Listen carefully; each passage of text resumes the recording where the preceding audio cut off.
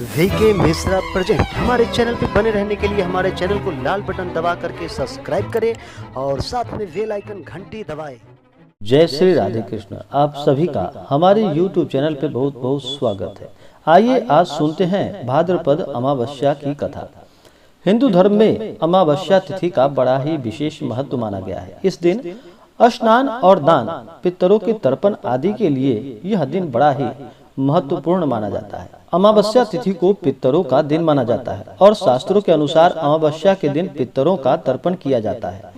अमावस्या के दिन गरीब लोगों को भोजन, अन्न, धन आदि का दान दिया जाता है। ब्राह्मणों को भोजन और दक्षिणा दी जाती है। ऐसा करने से आपके और आपके पितरों को शांति की प्राप्ति होती है। अमावस्या तिथि की कथा सुनने से सभी प्रकार के पितृ ऋण से मुक्ति प्राप्त हो जाती है और सभी प्रकार के सुख और समृद्धि की प्राप्ति होती है। तो आइए सुनते हैं भाद्रपद अमावस्या की कथा। एक गांव में एक ब्राह्मण और एक ब्राह्मणी रहते थे। वे दोनों भगवान के परम भक्त थे। उनके घर में सब कुछ था, लेकिन उनका कोई संतान न था और वे दोनों संतान न होने से बहुत दुखी रहते थे। एक दिन ब्राह्मण ने ब्राह्मणी से वन में तपस्या करने के लिए जाने को कहा और वह ब्राह्मण भगवान पर भरोसा करके वन में चला गया। जंगल में जाकर वह ब्राह्मण तप करने लगा और उसे तप करते हुए कई वर्ष बीत गए। इस दौरान एक दिन उसे वैराग्य की प्राप्ति हो गई और उसने सोचा कि अब अपना जीवन समाप्त कर लूं। ऐसा विचार कर वह अपना जीवन समाप्त करने के उद्देश्य से एक पेड़ की डाली पर फांसी का फंदा बनाकर मरने को तैयार हो गया।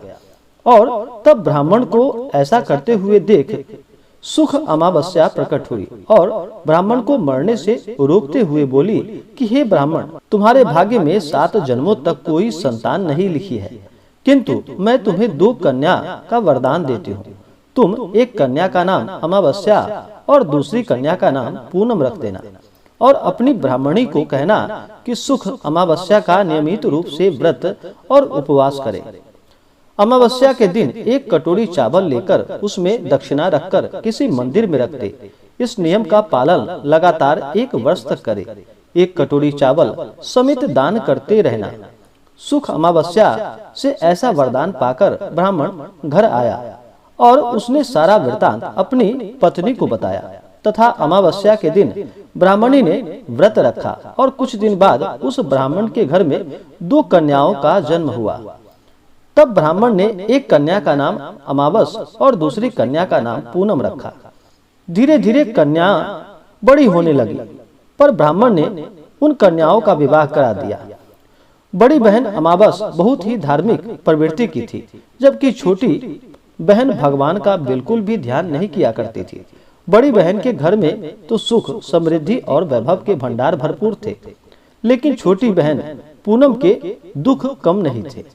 जब बड़ी बहन अमावस को छोटी बहन के बारे में सब मालूम हुआ कि उसकी बहन बहुत दुखी है, तब अमावस्या गाड़ी से सामान भरकर छोटी बहन के घर गई और कहा कि छोटी बहन पूनम, सुख अमावस का व्रत तुम भी करो और पूजा करके उपवास करो। ऐसा करने से तुम्हारे घर में सुख समृद्धि का भंडार भर जाएगा। 1 वर्ष तक चावल का कटोरा भरकर दक्षिणा समेत दान करो। पूनम ने ऐसा ही किया तो कुछ दिनों के बाद उसके भी घर में धन धान्य और संतान की वृद्धि होने लगी।